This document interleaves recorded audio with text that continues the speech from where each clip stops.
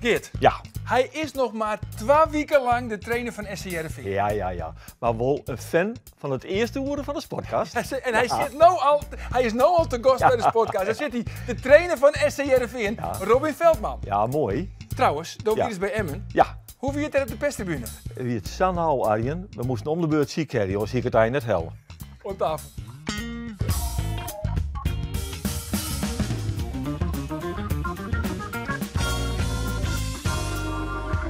Heerenveen wint met 3-1 van Willem II en hoeft nou alleen nog maar naar Boppen te zien. En Cambuur kind nooit verliest in de FC Emmen het tweede plak uit de holle zetten. Mijn naam is Arjen de Boer en dit is de Sportcast van Omroep Friesland. Daar trok bij Hoenek en misschien een schot komen. Ja. Ja, natuurlijk. Daar is hij dan, Ion Nicolescu.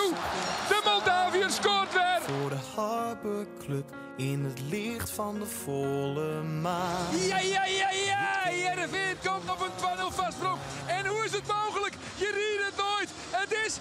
Het is Sam Kersten. Hoe is het nou toch mogelijk, jongens? Sam Kersten, hij scoort nooit. Hij scoort echt nooit. Het is zijn allereerste doelpunt in het Nederlands vertellen voetbal. Zag ik ineens jouw Maserati, huis op Bali. Dan gaat het toch helemaal mis voor Cambuur in de slotfase van de eerste helft. Ja, hij benut het keurig. Ja, het is 2-0 voor Emmen. Nou. Och. Het feest is compleet hier in het Emmen-stadion in een beetje graag. Het is Jalen Hawkins. Huis op Bali, de liefde deed nog Schot, ja! Ilias Semaoui. En dan is dit de genadeklap. Over en uit. Het is Kasi Pitspatsboom. 3-0 voor SC Heerenveen. is de kans. Ja, en hier aan tafel zitten ze Geert van Thun, Ando Faber, Roelof de Vries en de trainer van SC Heerenveen, Robin Veldman. Welkom, Robin.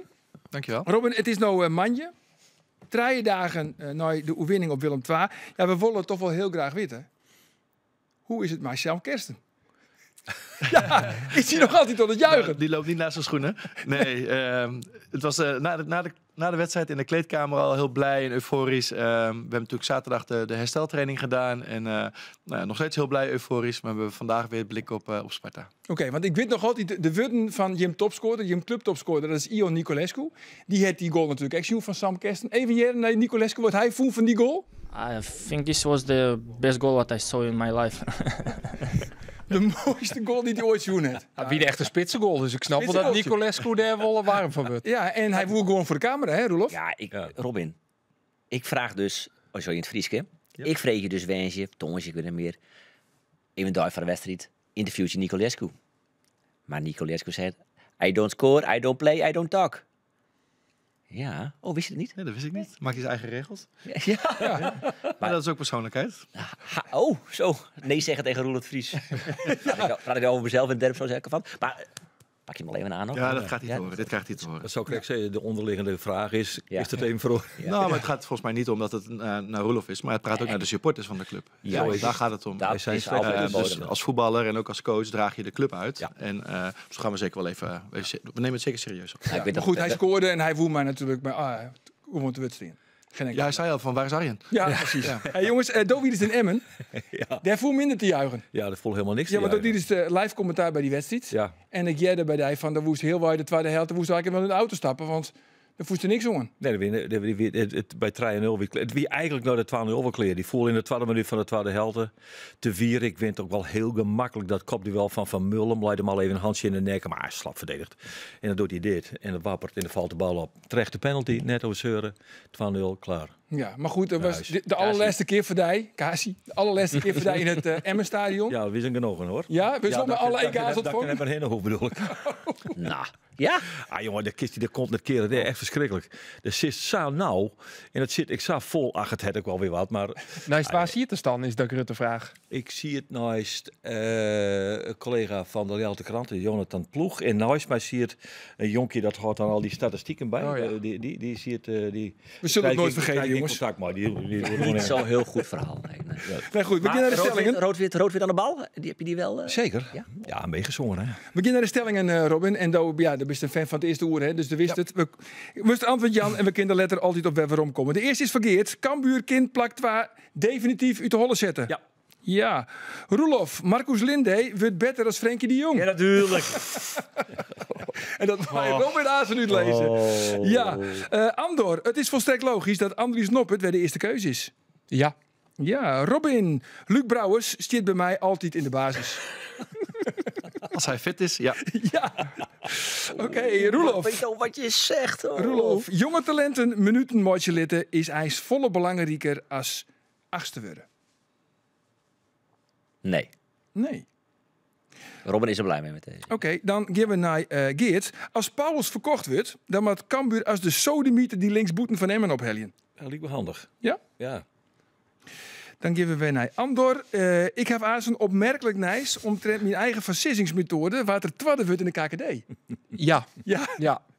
Dat rekening weg. Breaking news. Kan ik je vertellen. Ja, op en Ik hij. Ik kan je vertellen dat de Opta ik maar Heerenveen bezig geweest had. Oké, nou goed, we gaan het aan beleven. En de laatste is van Robin. Let maar op, Heerenveen wordt gewoon 8e. Ja, Ja, Tuurlijk. natuurlijk. Vol zelfvertrouwen. Nou, dat is, ja, dat is anders mooi. moet je er niet aan beginnen. Nee, want En Freek... wie waren de eerste die dat voorspelde? Oh, God, Eigenlijk. Nou. Wie stond dat? Wil je, Legt het wel, hoor. Ja, dat is... Ja. wil je nou een link? Applaus Ik voor de denk Emilians dat ik Gries. de enige ben die het voorspeld heeft dat Heerenveen de play-offs Ja, had. dat denk ik wel. Ja. Ik, voor Want mij je staat bent- Jochen er leuk. En Jochen is in principe ik play. Gitte door die Nostradamus Cup, die we altijd 1 keer in het seizoen door we hebben nooit op Nee, komen. precies, dat die cup, Oh, ja. daar stoppen we oren en oren Ja. in. Ja. Om het al hier een beetje gedegen antwoordje te kennen. Dat wie onderbuik of intuïtie? Nee, dat was... klinkt luxer, hè? Dat kist mijn vlijmscherpe intuïtie, dat wist hè. Goed zo. Ik wil heel graag met u welnemen Ja. even naar de H2 Ja, van dat- SC Heerenveen. Ik vind het heel Want Duurt wel lang. Robin, Freek voor de allereerste keer op de bank in het eigen Abelense stadion. Ja, ik ken er net omheen. Hoe, wie dat? Nou, kijk, ik heb natuurlijk een loopbaan die wat anders is dan de meeste trainers in de Eredivisie. Er zijn 18 plekjes in de Eredivisie. En ik heb er heel lang voor moeten werken en investeren, naar het buitenland gegaan. Als gezin ga je naar het buitenland toe. Je mist familie, vrienden, verjaardagen. En nou ja, als dan een ultiem doel is hoofdtrainer worden in de Eredivisie in een volle Abelense stadion. Ja, dan stap je wel met trots de catacombe uit het veld op. Ja, wie dat eigenlijk het mooiste moment? Het moment dat je Griek voor de allereerste keer, zeg maar, het veld opkomen? Of... Eigenlijk wel het Friese volkslied ook. Nou ja, je mompelt er wat mee. En ik zal hem eerlijk bekennen, ik zing er nog niet vloeiend mee. Maar je mompelt mee en dan kijk je door het stadion. En dan, nou ja, het is misschien heel emotioneel, maar mijn opa is al overleden. En ik ben met hem in de wedstrijd dat Heerenveen tegen Newcastle United thuis speelde. Zat ik met, dat is al even geleden. Ja. Zat ik met hem even in de dugout. Omdat, nou, hij is voetbalfan.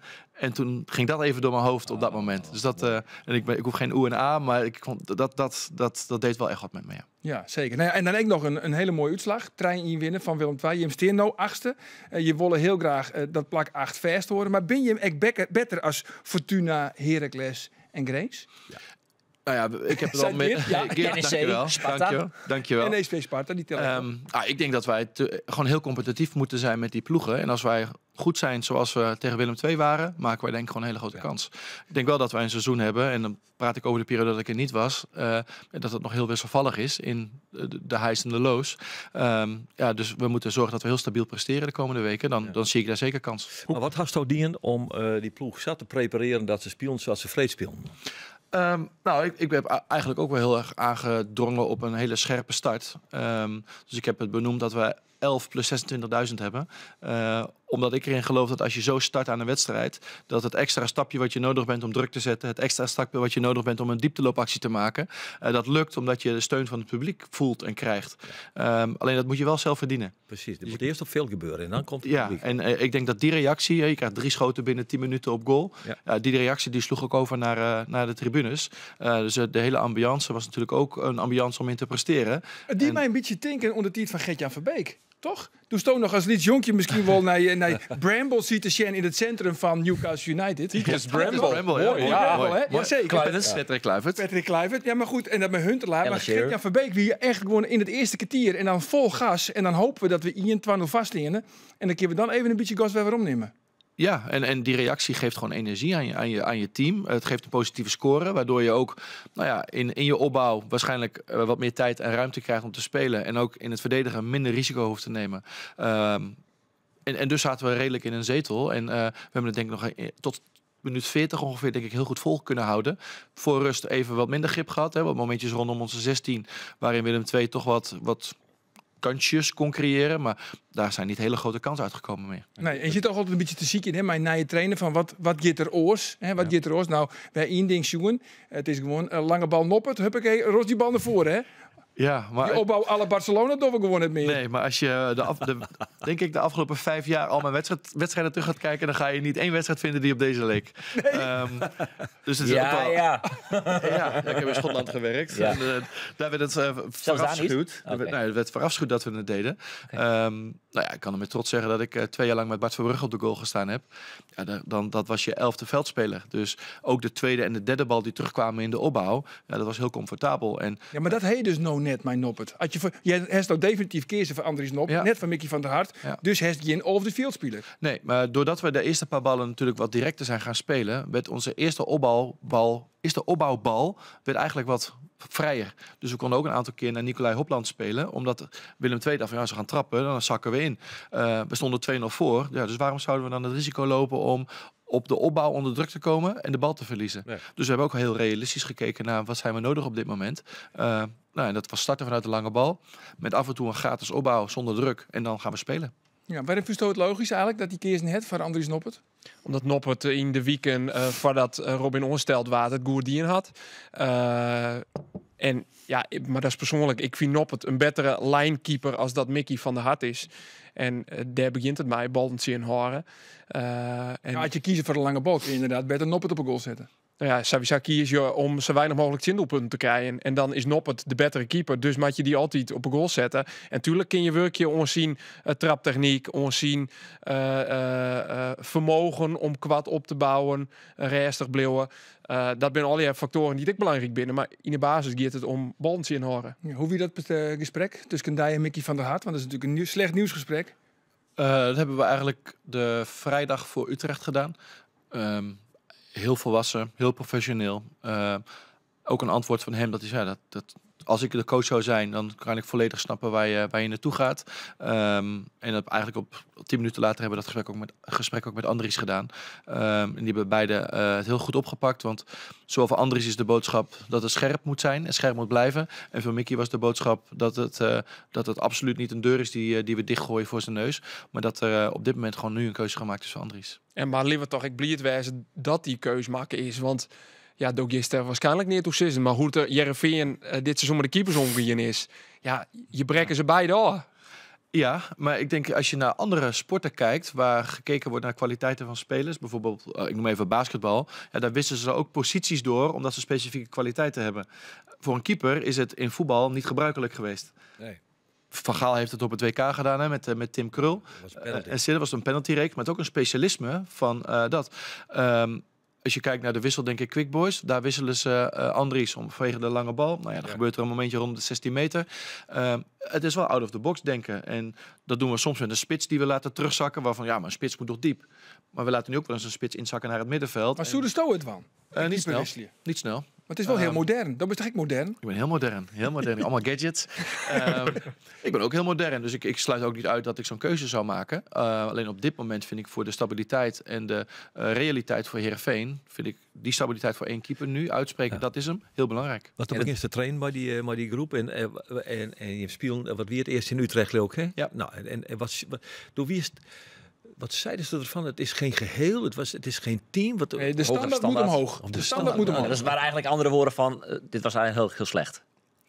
Ik had er wel meer van verwacht. En dat zit hem in hoe je als team samen druk zet op de bal. Want ik vond dat Utrecht toch nog wel gemakkelijk onder onze druk weg kon spelen. Elkaar aanspreken op gedrag. En ik kan een heel simpel voorbeeld noemen. Levi Ismans breekt 1 minuut 70, denk ik. Dat hij doorbreekt, rand 16 meter. Is het een penalty of geen penalty? Ik vind dat je als team dan altijd op moet staan en er moet iets ontstaan. En wij stonden eigenlijk allemaal om ons heen te kijken van oké, geeft hem niet, dus wat? En ik weet wel, je mag niet naar de scheidsrechter toe.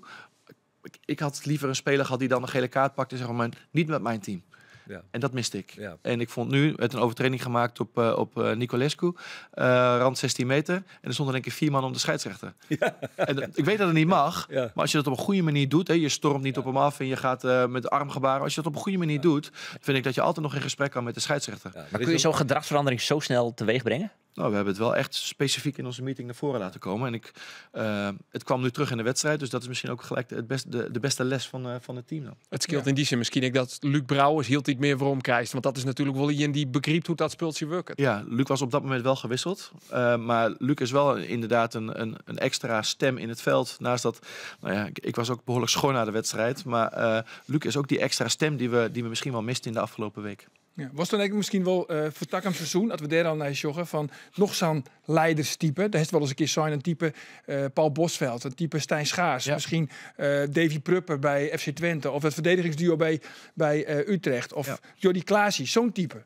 Zo'n type die Somming. ja, dat is, als we dat een paar transfers kunnen doen daarmee. Daily allemaal. Dat doen ze allemaal. Ja, Daily Blind Spelen met en 9 middenvelders. Daily Blind. Willem van Hanegem vroeger. Ja. Nee, maar je moet ook spelers hebben die aanvoelen wat er nodig is in een wedstrijd. Hè? Dus je kan op een tactiekbord uitleggen, daar vrijlopen. Maar de stand van de wedstrijd, de weerstand van de wedstrijd, die vraagt soms ook iets anders. En dat met de scheidsrechter communiceren, in het oor van de scheidsrechter zitten. Wij hadden nu, we stonden voor, dus Andries nam ook wat meer tijd voor de keeperbal. Maar kort daarna verloren we de tweede bal. Er was een overtreding op ons. En toen namen we ook in één keer heel lang voor die vrije trap. Ik zei, nou ben je aan het spelen met de regels, waardoor je straks in één keer een gele kaart kan krijgen. En daar ben je gewoon ervaring. En ervaring krijg je ook door het te doen. Dus we moeten ook niet alle onervaren jongens nu op de bank zetten. Maar we moeten juist denk ik kijken naar hoe we het spel begrijpen. De game understanding creëren om de wedstrijd te winnen. En soms is dat ook even het spel in het spel spelen. Ja, dat is wel heel veel Engelse woorden. Ja, doe me denken aan je je dacht het al 3 hier. Hè? Game understanding. Game on. Robin had die neiging heel erg. Maar jij hebt nog een half jaar in Schotland gezeten. Als je in Schotland zit. So you can not meer... We can try it in Dutch. Yes. Nee, kijk, game understanding zit hem in heel veel dingen voor mij. Maar ik snap dat wel op zich. Game understanding. Ja. Nee, maar het zit hem echt in het oor van de scheidsrechter zitten. Maar het zit hem ook in tactisch. Maar het zit hem ook in wat vraagt deze wedstrijd op dit moment. Is dat voetbalgochme dan? Is de beste vertaling? En gochme krijg je volgens mij door ervaring. Ja. En bespreken. En maar daar moet je dus aanstaan in de simmer heel goed naar Jen van wat voor spelers je hem erbij gaan willen. En zit het dan vooral, ja, natuurlijk in ervaring, wedstrijden spelen, maar ook in leeftijd. Maar je dus een wat oudere spelers, maar je dan hellen? Nou, niet altijd. Want als je nu kijkt bij AZ, Teun Koopmeiners heeft volgens mij ook... Of Peer. Maar Teun had het ook.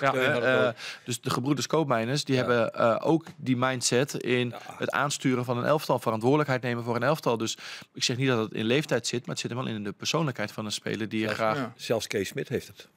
Enorm, ja. Maar u zijn Luc Brouwers. Is er dan nog iemand bij Jereveen die dat had? Alireza is zeer betrokken ook in het veld. Mats Keulet is zeer betrokken. Maar als je ook vandaag kijkt op de training is Marcus Linde daar ook mee bezig. Alleen die is niet misschien in de wedstrijd nog heel veel met zijn onderlinge relatie bezig. In dit geval met Luc. Dat een relatie is die weer net opgestart is. Maar dat is ook een type die absoluut over voetbal nadenkt. En ook met suggesties terugkomt. Dus is beter dan Frenkie de Jong. En ik zeg niet dat hij beter is, maar ik vind het wel een positie die hij ook zo zou kunnen invullen als Frenkie. En ik wil hem absoluut niet vergelijken met hoe Frenkie dat op zijn niveau doet. Maar de rol die Frenkie invult als extra opbouwer, indribbelen naar het middenveld toe, tempo bepalen. Ik denk dat Marcus daar ook absoluut een mooi profiel voor heeft. Maar als je straks Linde, Brouwers, Smans op het middenveld hebt, dan heb je toch best wel een lekker middenveld. Omdat die ben ik complementair onder elkaar.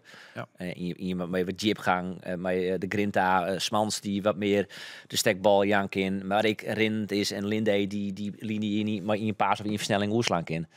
Dan best wel spekkoper. Dat denk ik ook. En ik denk ook dat als je kijkt naar het klassieke plaatje van als je aan de voorkant je opstellingen moet doorgeven, dan is het 4-3-3. Ja. En dan heb je 1-6, 2 achter of 2 10, hoe je dat wil noemen. Maar als je nu kijkt naar ons middenveld bijvoorbeeld, we hadden Ilias Seboui natuurlijk ook al veel meer naar binnen gedaan op de as van het veld, waardoor je nog een extra middenvelder creëert. Dus het zit hem volgens mij ook in de fase per gedeelte op het speelveld, waar je zeg maar de formatie steeds verandert en ook de variatie voor de tegenstander dus onvoorspelbaar maakt. Ik denk stiekem al on Trensko, dat als hij weer helemaal fit is, denk je misschien stiekem wel meer aan het zingen?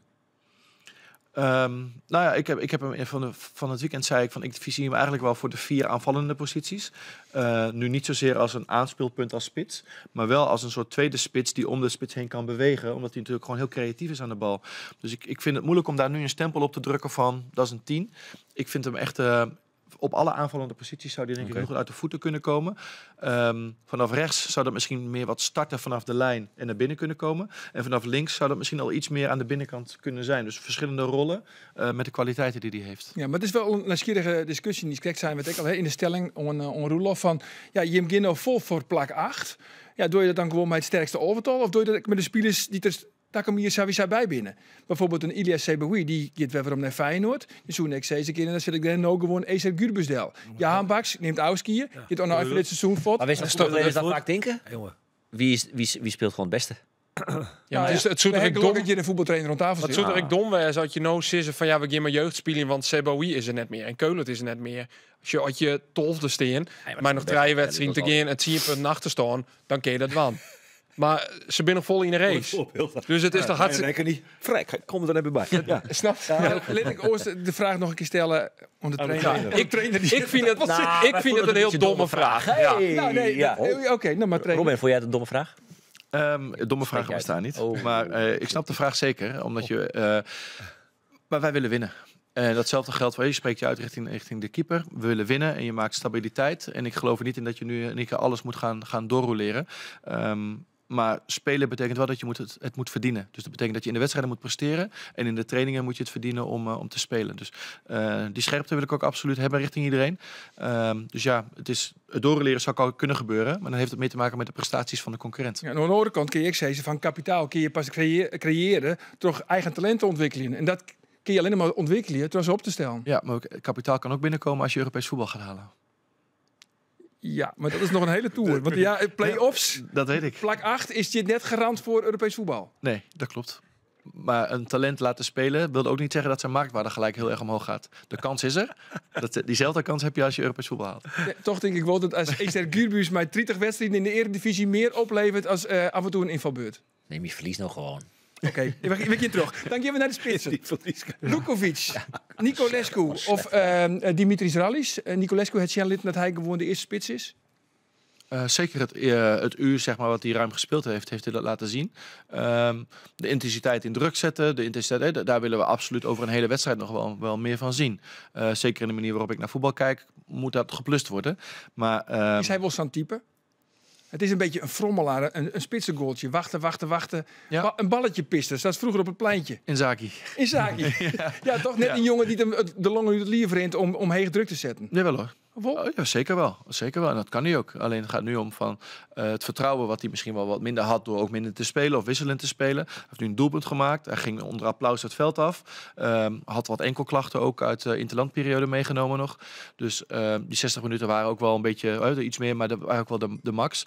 Vandaag heeft hij weer vol vertrouwen getraind. Dus ik denk ook wel dat dat gewoon een hele goede peiling is in waar we hem de komende weken gaan zien en hoe we hem gaan gebruiken. Ja, give hem de bal en he score goals. Ja, als je dat voor mij gaat doen, dan is formatie en zo niet zo heel belangrijk meer. Hè? Dan moeten we gewoon de bal aan hem geven. En, ja, maar Lukovic gaat terug. Die gaat terug naar Frankrijk. Die ken nou wel waarom, toch? Waarom? Nee, maar nee, dat snap ik wel. Maar is hij de derde keus nou? Nee. Is dat net zo stellen? Nee, dat kan je niet zo stellen. Zeker niet ook omdat hij vorige week in Utrecht is ingevallen en is hij ook gewoon met intensiteit ingevallen. We zijn in die fase met 2 spitsen gaan spelen en wat meer opportunisme in het brengen van de bal. Ik denk dat hij daar ook gewoon nog een hele goede rol in kan spelen. Als je kijkt naar een persoonlijke rol voor hem. Ja, die jongen is 19 jaar, die wil spelen. Ja, dan kan ik het snappen. Maar er liggen bij ons zeker nog speelminuten voor hem om te pakken. En Rallis, daar is de peteer maar jongen, Arno de Vree, die wil fot. Nee. Wil hij net fot? Als dat artikel wel lezen? Nou, ik heb het interview van de lezen. Hij zei, hij woest zelf geen antwoord, ja, maar die dus een beetje vermoeden dat er interesse wie van een club in Duitsland. Ja, dat zit ik letterlijk in het artikel dat er een Duitse club is. En dat bevestigt hij ook wel. Nou ja, hij zei er niks over. Hij zei, ik ga nu niks zeggen over mijn contract. Hij wil ik net bijtekenen.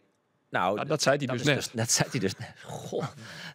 Nee, zo, ik had Rallis interviewd en hij zei mijn contract erin tot het eind van dit seizoen. Hij had een contractvoorstel gekregen. Hij en er is nog iemand, even denken. Mats Keulens. Mats Keulens natuurlijk. Dus die hadden nog de 10 om erbij te denken. Er is wel wat interesse van de Duitse clubs, maar heel concreet is dat op dit stuit nog net. Dus het is de bal is rond. Het kan alle kanten op met Dimitris Rallis. Ja, wat voor spits zou de Stoot er dan nog heel graag bij gaan willen? Iemand die er 24 in zit of zo? Ja. Maar dat is denk ik ook waar Heerenveen wel een beetje bekend voor gestaan heeft. Hè? Voor aanvallers die het echt het verschil maakten. Dus Maar wat voor type dan? Een kapstok of een gym-speler die de romtes erachter wat bespielt? Ik denk dat een kapstok in het moderne voetbal eigenlijk steeds minder zichtbaar is. Hè? Dus je wil een spits hebben die goed is in combinaties. Hè? Die dus aanspeelbaar is. Maar die ook goed is om ruimtes aan te vallen. En hij gaat niet komen, maar de goal die Alfred Verbogen scoorde in de Legends-wedstrijd. Zo'n type spits die het gevoel heeft voor ruimte, is natuurlijk heel erg interessant. We hebben hem al. Nou, ik heb Denk jij hem in? Sorry? Dylan Vente, dat is hem. Dylan Vente? Wat doet hij hier aan? Zo'n type? Dylan Vente. Ik vind Dylan Vente een mooi voorbeeld van een spits die zou passen in dat profiel. Oké. Dus nou, bellen die gozer. Ik heb zijn nummer niet. Nee, natuurlijk wel toch. Maar Johan wel. Had Johan Nee, dat ligt bij Johan. net. Dat ligt bij Johan. En wij gaan ook in deze week gaan we al heel goed kijken naar de selectie voor volgend jaar. Dus de appgroep tussen Johan en mij, daar zit van, ja, ik heb die speler, ik ken die speler, wat vind je van die? Dus dat loopt al natuurlijk. Maar in die appgroep weet Johan in zit en Westo in zit. Waar zit er nog meer in? Niemand? Nee? Dus ons gesprek, laat ik het zo zeggen. Gesprek, ja, oké. En daarin is de naam van Dylan Vente meerdere keren vallen. Een mooie knipoog. Nee. Dat niet. Maar goed, zo'n type zouden ze er wel heel graag bij gaan willen. Ja, ik denk dat dat een mooi profiel is. Wacht even, mogen wij de telefoon even op tafel? Even. Ja, maar ik moest zo achter de En dan doen wij hem op zoekfunctie en dan even kijken of Vente ook voorbij gekomen is. Ja. Hey, Nies, kijk hier weer over een leider. Over al die spelers hè, dat je er dan graag bij gaan willen. Nou, ik heb een heel soort namen neemt. Bij Cambuur is dat Michael Kieftenbelt. Heb ik begrepen. Dat is die echte leider. Eerst even Jerenoy, Henk de Jong. Kieftenbelt is een scherpzetter. Hè. Juster zei ik hem op een training. Had ik hem even geworden laten. Maar dan ergert er zich een ding. Hè, dat meesten net vol trainen. Ja, dat liet er merken. Zo, en dat willen we ha. Hè. Maar hij is bovendien ik in de rust. Ik als we achterstenen. Dan is het gewoon, oké, dat en dat. Dat en dat. En hij zei, ik was chemie-trainer. Mooi rustig, want dan shotter word ik even wat opstandig ben. Rustig, komt wel. En die jongens houden mij rustig. Ik ben gewoon voetbaljongens die een protte mij maken gaan, maar die een goed meisje binnen. En dat is heel belangrijk in een selectie. Ja, omdat het contract van Kieftenbelt erin hoor. Had ik Henk zei, ja, dan misschien bloot hij vol. Ja, en ik zou dat een hele logische keus vinden om hem te verlengen. We hebben het er verleden weken, we hebben het wel vaker gehoord dat hij en Diemers en De Leeuw heel belangrijk binnen in die groep. Ondervinding is belangrijk in een selectie. Nou ja, De Leeuw is 38. Daarvan zoen je makkelijker ze kennen. Die is wel clear. Ook omdat hij op het veld toch minder meerwaarde had, vind ik, als een Kieftenbelt.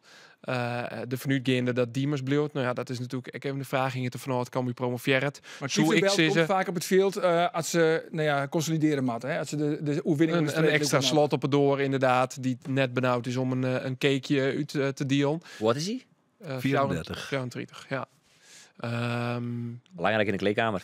Ja, het is een holle term, maar dat is Wossa. Dat is wat een holle term, maar op viel ik nog wel, ja? Ik bedoel het een beetje sarcastisch eigenlijk. Ja, wat sarcasme, dat is ons niet longeer. Volgens mij is het mooi dat je zulke spelers hebben in de selectie. Maar volgens mij is het volop belangrijk dat zulke soort spelers spelen. Ja. Dus die dek je natuurlijk niet nou. De manier waarop hij nou inzet wordt, zeg ik van, dan is het toegevoegde waarde. Ja. Dat is, het is wat te... Het is wel heel tintig. Die verzin je er niks meer aan. Nee, maar als hij zijn meerwaarde op een oren manier had, voor een ploeg. En die had hij, dat zei het een trainer in dit geval. Dat zijn spelers. Want ja, maar hij als dat in de spelersgroep nog in zijn selectie zit, dus ja, dan ga je niet zeggen van ik kan er niks van. En, Robin, is het sarcasme van Roelof Terrechte? Kijk, als speler zelf moet je dat ook willen, die rol. Dus je hebt als club denk ik iets wat je voor hem ziet als ideaalbeeld in zijn persoonlijkheid. Maar als speler, als je de ambitie hebt om die rol op je te nemen, is dat denk ik een hele mooie rol. En vervolgens trainer worden, misschien. Ja. Dat zie je heel veel. Ik heb bij de belofte van Anderlecht heb ik David Hubert erbij gekregen. Misschien niet bekend bij jullie. Maar die is gestopt als voetballer, werd onder 18 coach en is dit jaar de interim coach van Anderlecht geworden. Die had zo'n rol en die snapte ook perfect dat als er een talent aankwam, dat hij even op de bank moest zitten. Dus zei er niet van, ja, maar wat gebeurt hier? En die snapte perfect wat zijn rol was. Ja, wat niet in dit interview zit, maar we hebben hem zelf geïnterviewd, Kieftenbelt. En die constateerde ik terecht van, ik speel hier nou minder als dat ik in het begin van het seizoen die, maar hier wel vrede mee, maar de rol die hij nou had. En ik vind die rol nou wel belangrijk. Als hij erin komt, kan dit maar 1-0 voor. Wie les een keer in Dordrecht bijvoorbeeld. En dan werd hij op middenveld posteert. Het eerste wat hij doet is een KQ delen. En daar zei hij letterlijk in figuur, nou tot hier en niet verder jongens. En daar sta ik. En ik vind dat wel mooi om te zien. Maar als dat een rol is die hij ook wil omarmen in je selectie. En dat hij ook snapt dat hij een keer niet speelt. Ja. En hij is voor meerwaarde in je kleedkamer. Hij is voor meerwaarde voor scherp trainen. Als ik Henk net hoor spreken daarover. Ja. Dan is dat denk ik ook hartstikke goed dat je zo'n jongen in je selectie hebt. Maar hij heeft al 20 wedstrijden nog trouwens, zeg ik. Ja, hij valt echt geregeld. Ja, meer dan 80. Ja, werk je het dan mis? Het zou Kasper van Rolle de Vries aan de tafel. Ja. Ik bedoel dit. Hoe viel het? Heerlijk. Die 20 wedstrijden komen misschien ook wel voor het laatste kwartier op slot te gooien. Want zijn ervaring dat doet hij heel vaak. Als dat een wapen is waardoor je mee omhoog kan, zeg maar. Ik weet niet of hij in de Eredivisie dan ook diezelfde rol op zich zou kunnen nemen. Dat betwijfel ik nou, ze staan er al wel een beetje. Maar goed, Eredivisie, dan Neves Henk de Jong kunnen we dat definitief uit de hollen zetten. Hè? Oh nee hoor. Play-offs. Eredivisie. Of de tweede plak. Tweede plak. En daar zat denkt Mark Diemers er trouwens ook hoor. Even hier, Mark Diemers. Ja. Ik denk dat je nu niet over de tweede plaats moet praten. Hoe graag je dat ook wil. Hoe dicht we er ook bij stonden voor deze wedstrijd. Maar ja, als je nu 3-0 verliest en je verliest 4-1 bij Volendam. En eigenlijk 2 wedstrijden waarin het eigenlijk niet hoeft. Ja, dan op bepaalde plekken doe je dat dan ook gewoon niet goed genoeg.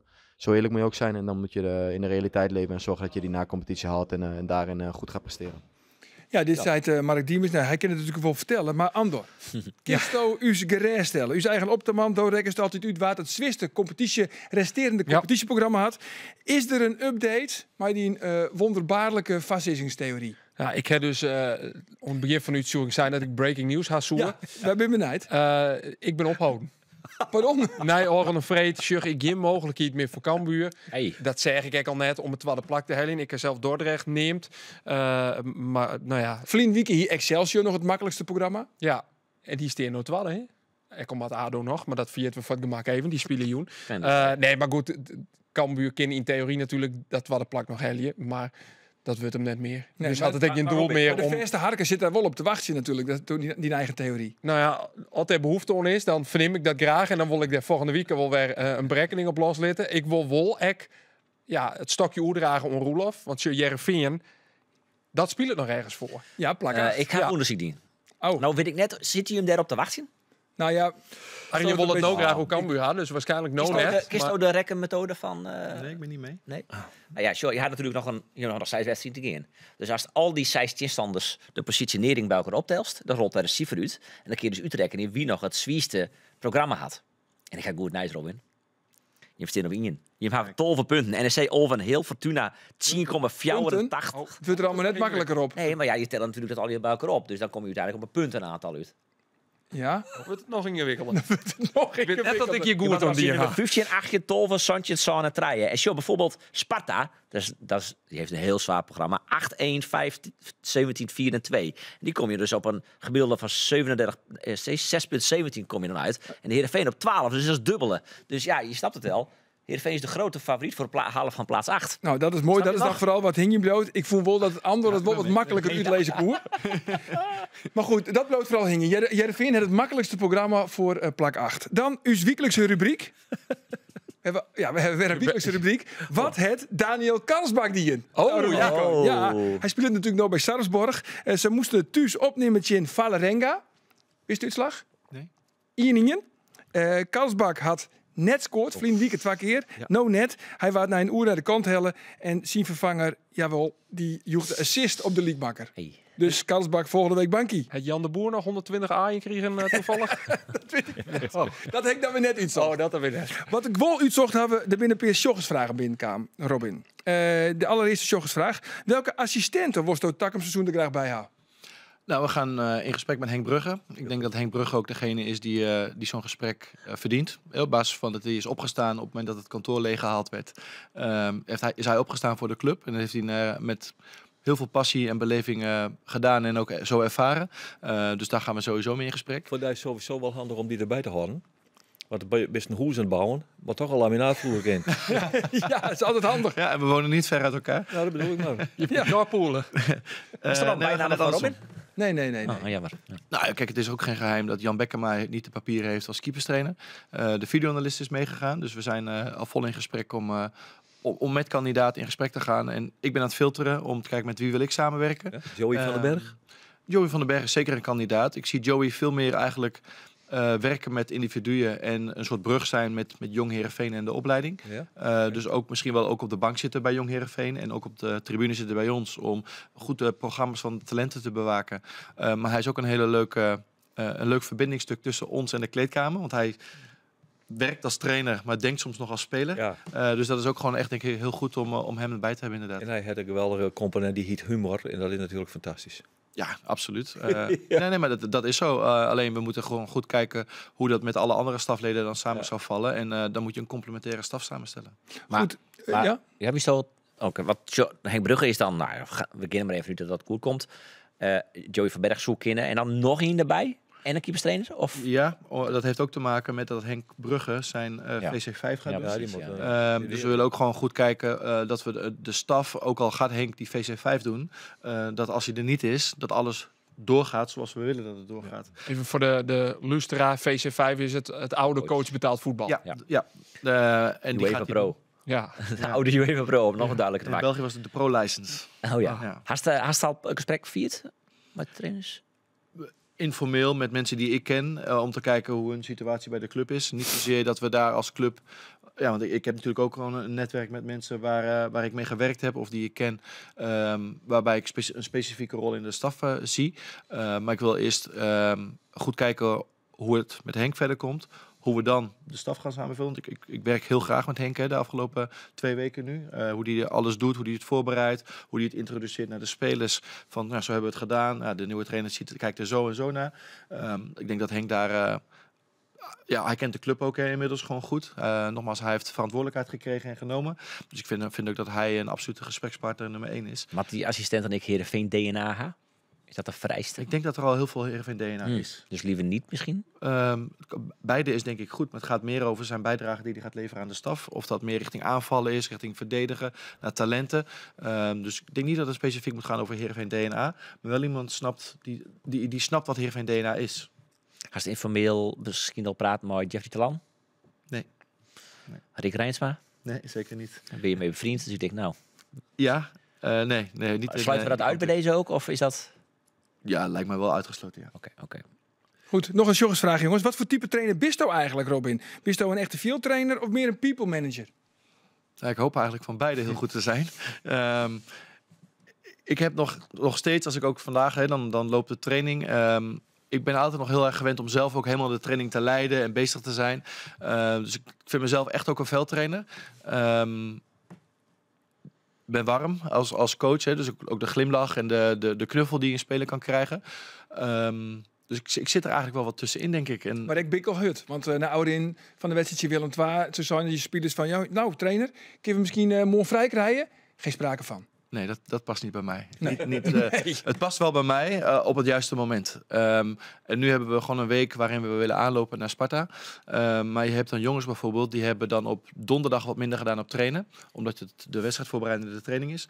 Dan hebben ze op vrijdag zijn ze niet ingevallen of minimaal ingevallen. Dan zou je ze dan op zaterdag vrijgeven. Dan zou je ze zondag vrijgeven. Dan moeten ze maandag weer trainen. Hoe gaan die jongens zichzelf ooit in de basis spelen? En hoe gaan we concurrentie in onze selectie vergroten? Ik geloof daar niet in. Nee. Er moet gewerkt worden. Zo is het. Werken voor je geld. Je moet gewoon werken voor je geld. Ja. Dat zei Johnny Jansen. Ja. Johnny Jansen ook. Je moet niet lopen zeiken. Je moet gewoon lopen werken je voor je werk geld. doen. Je moet gewoon je werk doen. Hey, Johnny Jansen. Johnny Jansen, is dat nog, komt hij hier? Ja, ik Ben je ook goed mee? Maar vond hij wel waarom als assistent? Nee, toch? Over DNA gesproken. Nee, daar is geen contact mee. Ik vind Johnny een hele goede veldtrainer. Ik denk dat hij inmiddels ook heel veel ervaring opgedaan heeft als coach in de Eredivisie. Maar er is geen contact met Johnny om een positie in mijn staf op te nemen. Ronnie Pander? Idem. Idem. En ik heb eigenlijk gezien dat Johnny en Ronnie graag samen een project zouden willen doen. Ja.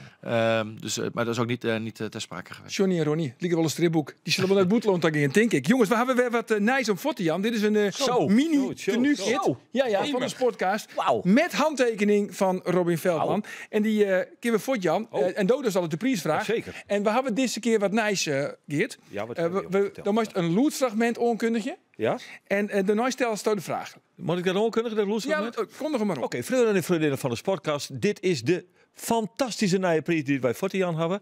Maar er moet wel even wat voor gebeuren. En we doen wat oors. We doen een loedsfragment. Luister maar even. In het Kooistadion, dat ziet inderdaad in jou. Het speelt de Cambuurtje in Willem II. En in Emmen, in het stadion Derre, moet Jereveen uitkomen. Tjen datzelfde Emmen. De beide verslagjouwers, die hebben we dadelijk hier in de Gewoon van. De vraag is nou, waar is deze presentator? Oh, ik denk, wat voor vraag komt hier uit? Goed, de vraag is, dames en heren, waar is de presentator van Omroep Friesland die tussen wijze woorden uitspreekt bij u in de Sportcast? Mailen kind naar sport@omroepfriesland.nl. Geen telefoonnummers, naam en adres is voldoende. En Arjen stuurt hem wederom op titel. Zet die handtekening op. En met de handtekening van Robbie Veld. Nog even voor de mensen die dus podcast luisteren, de podcast. Wat is dit? Wat hebben we? We hebben een hangertje die je dus aan je autospiegel doen kunnen met een prachtig blauw shirt, rode broek, omloop Friesland logo erop, handtekening van Robin erop. Nummer 12, want het is de 12e man, heb ik begrepen. Dat is de oude shirt van Mark Diemers, 12. Symboliek die erachter zit. Er zit zelfs zo'n zoegnapkop. Plok, en dan zit hij vast. En hartstikke goed. Is mijn auto heen. Maar hoe volle hebben we van die dingen? Want ik neem aan dat straks heel Friesland vol hangt. Maar deze ding niet. Limited edition. Net volle dus. Nee. Gaat het waar. En deze keer de meeste winnen en die hoorde ik al Robin. Het mocht we niet kosten. Nee, Robin, ik wil even met jou waarom helemaal naar het begin. Want dan is het ooit begonnen als stagiair bij SC Heerenveen. Daarna naar Ajax, Anderlecht, even in Schotland. Zien ze bij de beloften van Brugge. Maar bist je Heerenveen altijd volg je bleun? Wie is in het boetland ziet? Ja, je hebt tegenwoordig van die voetbal-apps die dan altijd die highlights geven als er een score is of als er transfers gebeuren. Dus ik heb eigenlijk alles wel van heel dichtbij kunnen blijven volgen. Niet alles live kunnen zien helaas, want ja, we speelden zelf op hetzelfde moment of je zat op een hotel waar het niet zichtbaar was. Dus ik heb eigenlijk alles wel goed kunnen volgen. Ja, maar dan komt ze uit de polder. Wie is dan als Leeds-jonkje supporter van Heerenveen? Ja, dan gingen we soms gewoon met een bus. Gingen we met z'n allen vanuit Marknesse naar Heerenveen en dan gingen we de wedstrijd kijken. En waar wie dan die favoriete speler? Ik moet zeggen dat ik heb meerdere generaties gezien, maar ik had echt wel een zwak voor Jon Thomasson. Jon Thomasson. Ja, en dan komt in één keer het nice, hè, want Robin van Persie die zit er in één keer in de interesse van Feyenoord. Hoe wie dat voor die? Want hoe komt dat nice dan bij die binnen? Eigenlijk wij kwamen van het trainingsveld af. Toen dan krijg je zo'n pop-up in je scherm. En dan oké, klaar, telefoon weer weggelegd. En we kwamen boven in ons trainerskantoor. En toen kwam de teammanager van het eerste elftal langs. Nou, laatste week hier zeker. Oh ja?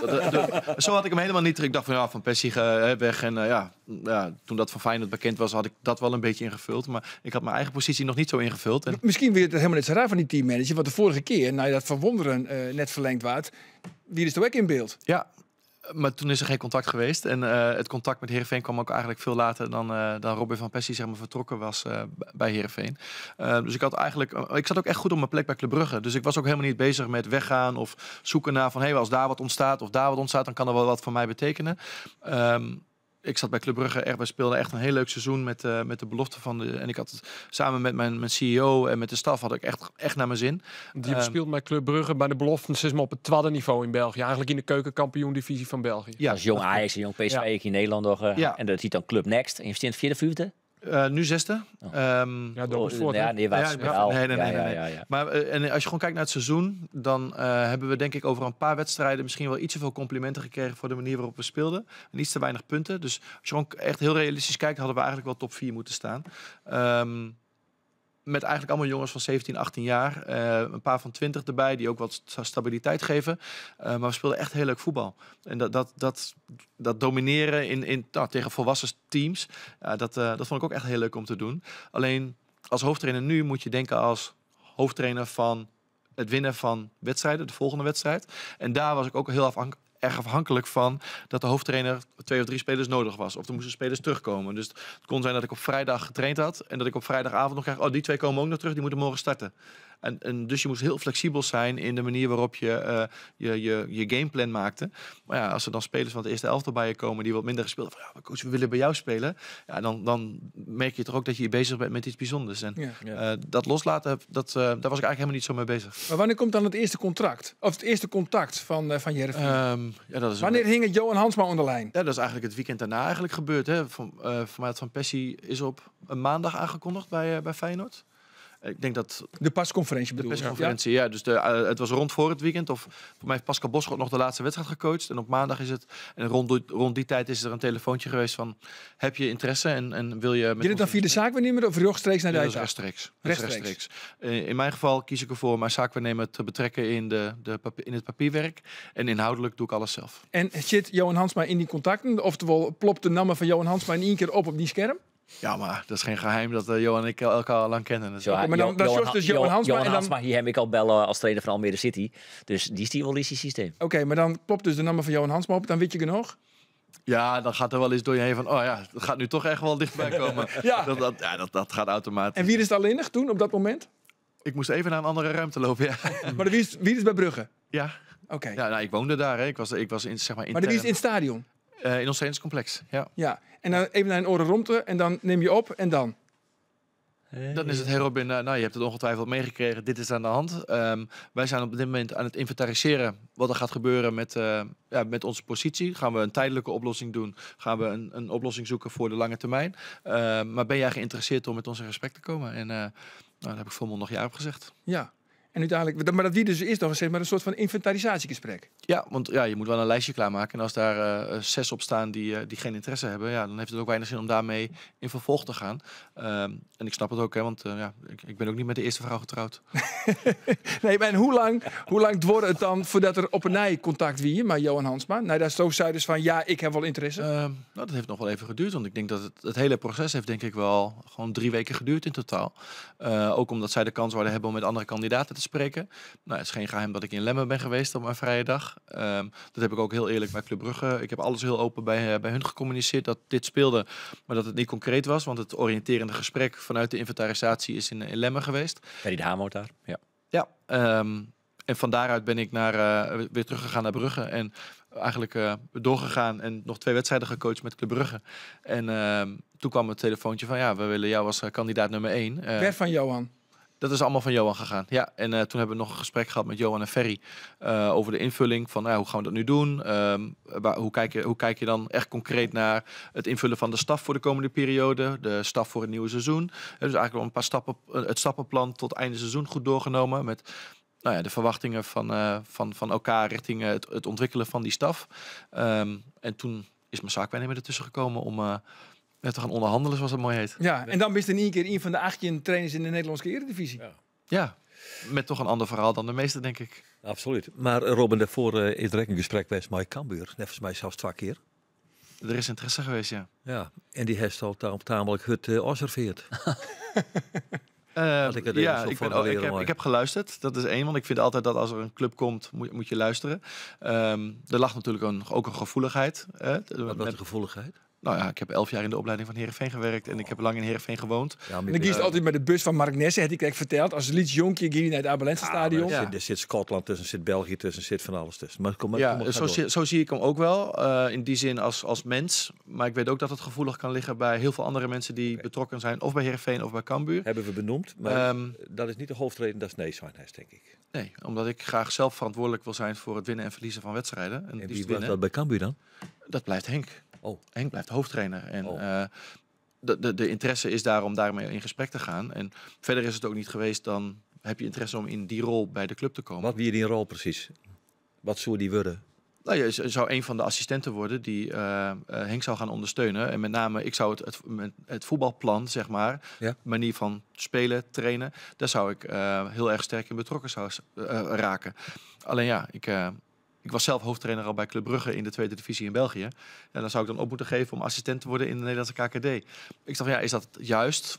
Club Brugge had ook een mooi gezegd een pathway om daardoor te groeien binnen Club Brugge. Ja. Ja, dus daarvoor wou ik het ook niet zomaar opzij zetten. Ja, zat die paasvee er hier net in. Dat Henk de Jong is, die is 65, die de 60 gepasseerd, zal ik maar zeggen. Dus dan kun je oké, dan pak je dit op en over 2 jaar, dan ben je de hoofdtrainer, zoiets. Ja, Dat. op dat moment heb ik echt voor Club Brugge gekozen om... Ja, om maar zie je dat wel is dat wel in die gesprekken benieuwd? Nee, is niet zo concreet naar voren gekomen, nee. Dus werd het een nee? Het werd een nee. En, Het was wel bijzonder als je daar van assistent van Cambuur vregen wordt en een paar weken later hoofdtrainer van Heerenveen, een Eredivisieclub. Dat is toch wel mooi hoe dat dan gaat. Ja, dat is geweldig, ja. Ja, en nou goed. Maar dan heeft het gesprek wel ongeveer, zeg maar zeggen. Dus nee, maar je wordt gebeld en dan leg je niet op. Nee, dus wist op bellen door Lars Lamboy of het Rick Rijnsma de bellen? Rick Rijnsma belde elke dag. Oh ja, en die hiet wel wol. Daar ben ik gek van. Nee, Lars toch? Ik heb contact gehad met Lars. Ja, enkel met Lars. Ook niet met Henk, ook niet verder. Want Lars heeft gewoon geïnventariseerd van, sta je even open? Want wij kijken naar de invulling van onze staf. Sta je daarvoor open? En dan doe je niet tuut. Dan leg je ook uit hoe je in de wedstrijd zit. Helder. Heeft u al een peteerhom maar Riemen van der Velde? Oh ja. Ja, al 2 keer nu. 2 keer. Niet zo zwaar als jullie hem benoemen. Heb je vis gebakken? Nee, het was in de bij de wedstrijd van Jong Heerenveen tegen Feyenoord. Hebben we het laatste kwartier en de penalties hebben we samen op de tribune gezeten. Halve finale beker. Halve finale beker. Verloren helaas met strafschoppen. Het laatste gedeelte heb ik bij Riemen gezeten en hebben we al wat dingen besproken. En wie Annie erbij? Annie was er niet bij. Nee, dus je hebben de standaard situaties. De situaties is de corners Chin, die heb je nog net behandeld met Annie. Die doet Annie hoor. Ja, weet ik. Annie Maar doet het maakt anders, de line-up. Nee. Ik heb Annie nog niet gesproken, dus nog geen gesprekje. Maar dan wist hoe de hazen erin, hè? Absoluut. Goed zo. Ja, zit dat eigenlijk in Holland? Want er wist natuurlijk dat bij Mali mijn invloed en terecht, want die had natuurlijk die club ek mij bracht waar het nou stiert. Die had ik voor Foppe de Haan. Dat zij hun mening ondij verkondigen, maar ik hier rond tafel bij de Ljouwte kranten. Vies dat vervelend of net? Part of the job, volgens mij. Ik heb Anderlecht overgenomen in de grootste crisis van de historie van de club. Maar je was Gelukkig was er een helft Nederlandstalig en een helft Franstalig. Dus dat Franstalige kreeg ik al niet mee. Maar ja, dan het is part of the job. En zeker als je een icoon bent van de club, heb je volgens mij altijd een podium. En dat podium hebben ze absoluut verdiend. En er zit gewoon heel veel voetbalverstand bij die mensen. Dus toevallig heb ik voetbal vandaag even gesproken op het stadion. We gaan binnenkort even wat eten. Heel mooi. Oh, lekker. Waar? Nog een tip? Nou, dat is vast wel wat. Kom ik aan op webber op. Eerst eventjes naar Geert. Want Geert, dat is nice. Oer allereerst Jonty van der Meer. Ja, Jonty van der Meer. Ja, is groot nieuws. Is dit de primeur? Is dit de primeur? Ja, nee, maar dat moet even hut ontzetten. Want Jonty van der Meer kreeg er geen contractverlenging bij Cambuur. Ja. Hier naar Noorwegen volgens mij, had ik het al hier goed uit te hollen. Tredderniveau. Tredderniveau, alsjeblieft. Maar Jonty van der Meer komt terug naar Leeuwarden. Ja. En gaat voetballen bij Frisia. Oké, dan brengen we dan bij de volgende vraag. Is er nog meer nice bij Frisia? Ja, er is nog een meer mooi nice toneelstukje dit. Ja, een geweldig toneelstukje. Er is nog wel wat nice bij Frisia. Ze zullen nou elke dag komende steun kampioen worden als ze winnen van Burgum. Oké, en door? Dan promoveren ze naar de eerste klasse. Ja, en door? En dan is er binnen de plannen in de maak waarbij voorzien wordt dat de trainingsaccommodatie van Cambuur verhuizen zal naar de velden van Frisia. Oké, maar dan wel moderniseerd worden in mijn Zeker, en dat is nog even de complicerende factor. Daar moet de gemeente ook wat van zeggen. En die binnen daar nog net bij belutst. Ik heb begrepen dat die morgen daar over die plannen praten zullen. Maar die plannen die lezen er vanuit Frisia. Nou, lekker dicht bij het stadion dan. Ideaal. Ja. Toen naar Nijland. Het zoeken op de plak van de film van LVV Friesland. Dit speelt echt... maar dan hield hij dat vervelende viaduct door. Ja, Stefan ja, dit speelt wel concreet. Kuitenbijten. Concreet. En de gemeente die moet er echt wat van vinden. En dus wat creëert worden, moet er filmen of zo, denk ik op zijn minst. En dan moet dat in fases moet dat zien plakvinden. Jeugd, selectie, dat komt te trainen. Maar dit is vers van de pers. Vers van de pers. Vers van de pers. Is er trouwens nog meer vers van de pers? Hoe die nieuwe functie bij Cambuur? Nee, daar is. Want Vlien Wiek is peteer met de huidige directie. Ja. Nee. Ja, dit wordt de hut omzet. Commercieel directeur? Ik heb een alleraardig gesprek gewoon met de perschefs, met Roelof Pol en met Ruben Seidsma. En wij zijn aan het verkennen. Verkennen nog steeds. Ja, hallo. Jongen. Zij is hoe langer het duurt van uitstel, komt afstel, hè? Nee, er komt geen afstel van. En ik heb ook wel deadline wat ik wil en wat ik net ken. En wanneer ik wil ken en net ken. Het moet ik niet aan mij geëerd, maar het komt wel goed, jongen. Even een Robin, want Geert gaat bij pensioen. En hij krijgt waarschijnlijk een hele grote hege functie bij Cambuur. Dat is de verwachting. Wij krijgen klachten, Geert. Want er was vorige week echt wat hoe een keertsrel neemt. En dan wordt vervolgens net op waarom kwam. Dat is hetzelfde hier, maar meestal wel weten was het ook is. Dat mag toch een keer wel even... Nee. Ga je nou uitleggen? Nee. Oh, Nee, dat is niet te doen namelijk. Nee, maar ik wil echt net alles meer en ik wil echt net verplichtingen hebben die ik net nooit komen kan. Dit is werk en als je werkt dan ben je er en punt. En dan ben ik er altijd best voor de omroep. Ik op tien dat je denkt, blijven met thuis weer. En dat wil ik niet meer. Snap dus ik helemaal. Ik wil echt dingen, mijn vrije tijd wat beter invullen. Ik zit wat in de transitie. Die kan mooi. Ik zit in de Hartstikke goed. Mooi, naar de transitie. We gaan weer even naar Robin. Robin, want jij vertelde van tevoren... ik ben eigenlijk de ontdekker van Milan Smit. De ontdekker. Dat is wel heel zwaar erop gelegd. Leg dat maar eens uit. Nee. Kijk, Milan heeft natuurlijk in de onder 10 is dat, denk ik, bij Heerenveen gespeeld. Tot en met de onder 15, denk ik ongeveer. Veel scorende spits geweest altijd. Had misschien fysiek een voorsprong, maar had wel ook de intrinsieke motivatie om gewoon intensiteit in de wedstrijd te brengen. Hè. Dus veel onderweg en ook veel voor de goal aanwezig. In onder 15, groeiklachten wat minder. Uiteindelijk weg bij Heerenveen. Toen naar Twente gegaan. Eigenlijk niet echt door kunnen breken bij Twente. Concurrentie of niet goed genoeg, weet ik eigenlijk niet meer. En toen kreeg ik een appje van Milan. En ik had eigenlijk al heel lang geen contact. Ik was op dat moment jeugdtrainer bij Ajax. Maar ja, een jongen die weggaat bij Heerenveen, weggaat bij Twente, dat is niet een volgende kandidaat om bij Ajax te komen natuurlijk. Nee. Maar ik dacht wel van, ik kan hem wel helpen. Mijn goede vriend Rick Rijnsma, was toen op dat moment jeugdtrainer bij Cambuur. Ik was bij Ajax en ik denk van, waarom niet? Alleen hij woonde in het Hollandse Veld. En dan om naar Leeuwarden te komen, daar moest wel wat voor gedaan worden. Hè? Dus of de ouders, of de trein, er moest wat geregeld worden. En hij moest goed genoeg zijn. Dus hij heeft een stageperiode gedaan. Dus je eigenlijk binnengekomen als een soort van wissel bij de onder 18. Basisspeler geworden. Nou ja, toch maar door naar de belofte. Wissel. Basisspeler geworden in de belofte. Debuut maken in het eerste elftal. Voor mij scoorde hij bij zijn debuut. Dat zou best kunnen. In RKC, in de Eredivisie nog. En wie in het debuut wie, maar wel... dat scoorde hij wel, ja. Clubtopscorer. Ja, en uiteindelijk is het denk ik... dat setje wat we hem hebben kunnen geven richting Cambuur... is voor Milan denk ik gewoon hartstikke mooi geweest. Hij speelt nu bij Go Ahead Eagles. En hij heeft het grotendeels zelf gedaan. Maar dit telefoontje was misschien even nodig, Ja, leuk. Ja, mooi toch? Mooi verhaal. Ja, mooi. Maar is hij eigenlijk een soort van hetzelfde type spits als Stoziekes dan? Of is hij wel meer een kapstok? Ik vind hem nog wel iets meer een opportunist. En Vente is meer sluw? Ja, maar ik moet zeggen, ik vond Go Ahead Eagles had gisteren toch een paar goede combinaties die ook via Milan liepen. Oh, no. Met lopende mensen om zich heen. Dus hij verrast mij daar ook wel. Want ik vond hem altijd bij Cambuur speelde hij meer aan de speelde van links. Eerst had ik in links boeten. Ja. En dan zetten ze Milan dat vond ik eigenlijk wel een beetje schande. Maar hij vult het net onaardig in, moet ik zeggen. Ja? Nee, dat denk ik ook. En hij scoort natuurlijk wat penalties, hè, waar dus een statistiek wat omhoog schoot. Hij scoorde gewoon ook wel belangrijke goals. Hij heeft natuurlijk bij Go Ahead niet heel veel gespeeld. Nee. En nu krijgt hij wat minuten, heeft hij wel wat impact. En ik vind Go Ahead Eagles ook wel een verrassing op dit moment hoe die presteren. Nou, dat is absoluut, ja. Absoluut. Credits naar Simonis. Dat is toch de verrassing. Mooi brechtje misschien ook om het weekend. Maar wat kun je toch duiden wat Stijn verloren had werd doordat hij niet een keer als een tierenlier in hè? Nou, ik ben gisteren geweest. Ik zat op de tribune. En ik vind het gewoon heel realistisch wat ze doen. Ze hebben... Na de winterstop hebben ze natuurlijk een heel middenveld gehuurd. Waarbij Karel Eiting, Linson en Zegiel van Feyenoord. Ja. Dat is gewoon een middenveld met creativiteit, voetbalvermogen. Je hebt met Van Aanholt denk ik ook gewoon een ervaren speler erbij gekregen. Goeie spits. Een goede spits. Hè? En Lorenzen en de linksbuiten, Japanner. Ja, Mito. Ja, heb je ook gewoon een speler die het verschil kan maken op individuele basis. Dus ik denk dat ze een sterkere balans gecreëerd hebben. En ik denk ook dat Stijn het voor elkaar gekregen heeft om realisme in het team te krijgen. Misschien wel Jim Gruts de concurrent van plak 8. Denk het wel. Ja, dat zou kunnen. En ze hebben dus een heel lastig programma, Hekjet. Betrouwbare bron. Heel lastig. De punten weten we even net meer. Goed zo, jongens. Wij zijn daar onder overdenkingen. De overdenkingen, ja, dat zit er alweer op, jongens. We winnen alweer een uur onderwijs. We beginnen de overdenkingen en dan wist hoe uit het werkt. Je moet kiezen en we komen er net op waarom. Maar de eerste is van Roelof. Ion Nicolescu of Sam Kersten? Ja, beide doelpuntenmakkers. Nicolescu.